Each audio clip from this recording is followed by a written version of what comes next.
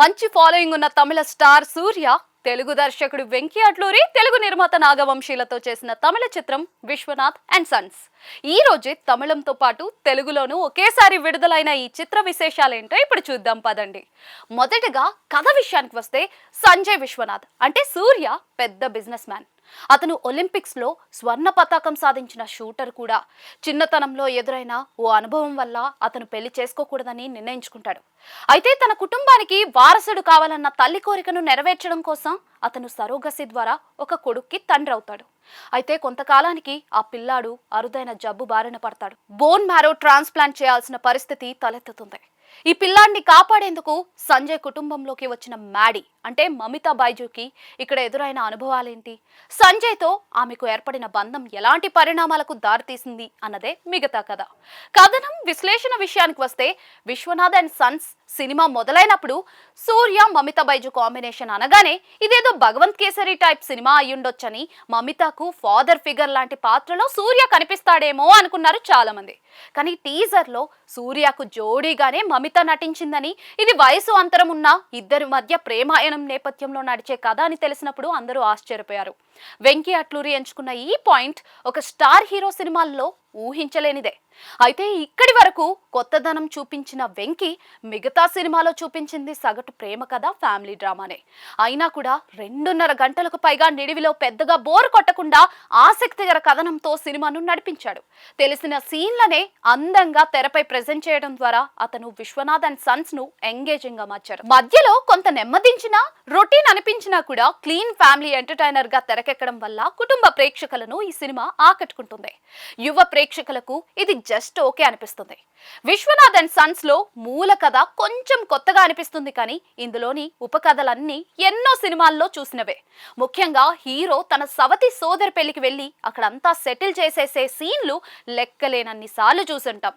కానీ తెలిసిన సీన్లనే ఒక పాజిటివ్ ఫీల్ కలిగేలా ఎక్కువ నాటకీయత లేకుండా నీట్ గా తీయడం ద్వారా వెంకీ అట్లూరి మార్కులు కొట్టేశారు. కథ తొలి అరగంట కొంచెం కొత్తగా సాగుతూ ప్రేక్షకుల్లో క్యూరియాసిటీ పెంచుతుంది.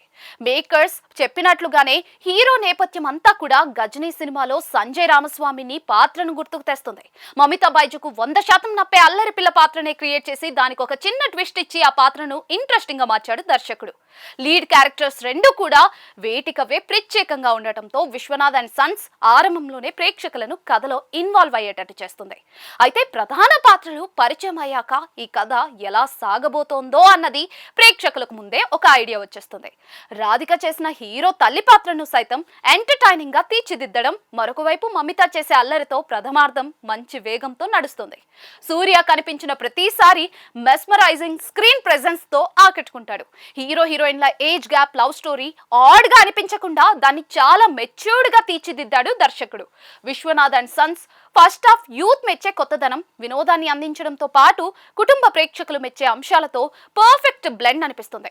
హీరో ఒక టీవీ షోలో ఒక తండ్రి గొప్పతనాన్ని చాటి చెప్పే క్రమంలో వచ్చే ఒక ఎపిసోడ్ విశ్వనాథ్ అండ్ సన్స్ ముందు ఎలాంటి ఫీలింగ్ ఇవ్వబోతోందో అనడానికి ఒక సంకేతంలా అనిపిస్తుంది. హీరో పాత్ర ఔన్నత్యాన్ని చాటే ఎపిసోడ్ ఇది. కానీ అలాంటి ఎపిసోడ్లు సినిమాలో ఇంకో 3-4 పడ్డాయి. కానీ అవి ఒక దశ దాటాక ఓవర్ డోస్ అయిన ఫీలింగ్ కలుగుతుంది. ఊటీలో వచ్చే పెళ్లి ఎపిసోడ్ దగ్గర నుంచి సినిమా ఒక టెంప్లెట్ లో సాగిపోతుంది. హీరోయిన్ ప్రేమను హీరో తిరస్కరించాక ఈ కథ ఎలా సాగుతుందో అనే క్యూరియాసిటీ ఏర్పడగా ఆ ట్రాక్ ఒక దశ తర్వాత పక్కకు వెళ్ళిపోయి హీరో తన చెల్లి పెళ్లిలో తలెత్తిన సమస్యలను పరిష్కరించే క్రమంలో రొటీన్ బాట పడుతుంది. సమస్యలు సృష్టించిన రౌడీని కొట్టడం, కుటుంబ సభ్యుల్ని కలపడం, ఇలాంటి సీన్లు ఎన్నో సినిమాల్లో చూసినవే. మమితా క్యారెక్టర్ ని పూర్తిగా పక్కన పడేయడం నిరాశపరుస్తుంది. ముగింపులో మాత్రం మళ్ళీ ఆ పాత్రను బాగా వాడుకున్నారు. సూర్య మమితా పతాక సన్నివేశాలను నిలబెట్టారు. ఆఖర్లో భావోద్వేగాలను, వినోదాన్ని మేళవించిన తీరు ఆకట్టుకుంటుంది. మొత్తంగా Vishwanath and Sons clean family entertainment తో పాటుగా కుటుంబ ప్రేక్షకులను మెప్పించేలా సాగుతుంది. యువ ప్రేక్షకులకు ఈ స్లో ఫ్యామిలీ డ్రామా కొంచెం మిక్స్డ్ ఫీలింగ్ ఇవ్వచ్చు. నటీనటుల విషయానికి వస్తే వేసవిలో వీరభద్రుడిగా హాట్ మాస్ ఎంటర్టైన్మెంట్ ఇచ్చిన సూర్య ఇప్పుడు వర్షాకాలంలో సీజన్ కు తగ్గట్లే కూల్ పర్ఫార్మెన్స్ ఇచ్చి మెప్పించారు. పాత్రకు తగ్గట్లుగా ఎలా అడాప్ట్ చేసుకుంటాడో ఆయన మరోసారి చూపించాడు. ఆయనకు తగ్గట్లుగా పరిణితితో క్యారెక్టర్ ని అనుసరించి సెటిల్డ్ గా నటించాడు సూర్య. కొన్ని సన్నివేశాల్లో కళ్ళతో సూర్య పలికించిన హావభావాలు అమితంగా ఆకట్టుకుంటాయి. తెలుగు డైలాగుల మీద సూర్య పెట్టిన శ్రద్ధ కూడా మెప్పిస్తుంది. మ్యాడీ పాత్రలో మమితా బైజు కూడా చక్కగా నటించింది. ఆమెకిది టైలర్ మేడ్ క్యారెక్టర్ అని చెప్పొచ్చు. అల్లరి సన్నివేశాల్లో సరదాగా నటించడంతో పాటు సీరియస్ సీన్లలో కూడా ఆమె ఆకట్టుకుంది. రాధికా శరత్ కుమార్ తల్లి పాత్రకు నిండుతనం తీసుకొచ్చారు. కథలో సూర్య మమితాలతో సమానంగా ఆమెది కీలక పాత్ర. తల్లి క్యారెక్టర్ కదా అని ఎక్కువ సెంటిమెంట్ దట్టించకుండా సరదాగా ఆ పాత్రను తీర్చిదిద్దడంతో ఆమె కూడా అందుకు తగ్గట్లే చలాకీగా నటించారు. రవీనా టాంటన్ పాత్ర కూడా కథలో కీలకమే. ఆమె కూడా బాగా చేసింది. సునీల్ రెడ్డి వినోదాన్ని పంచాడు. మిగతా ఆర్టిస్టులంతా ఓకే. సాంకేతిక వర్గం విషయానికి వస్తే విశ్వనాథ్ అండ్ సన్స్ కు సాంకేతిక హంగులన్నీ బాగా కుదిరాయి. జీవి ప్రకాష్ కుమార్ పాటల కంటే నేపథ్య సంగీతంతో ఎక్కువ ఆకట్టుకున్నాడు. ప్లెజెంట్ గా సాగే స్కోర్ సన్నివేశాల్లో ఫీల్ పెంచింది. నిమిష్ రవి విజువల్స్ చాలా బాగున్నాయి. సీతారా వారి ప్రొడక్షన్ వాల్యూస్ కి డోకా లేదు. సినిమా చాలా రిచ్ గా తీశారు. వెంకీ అట్లూరి రచయితగా దర్శకుడిగా మెప్పించాడు. ఫీల్ గుడ్ ఫ్యాక్టర్ మీద అతను సినిమాను నడిపించాడు.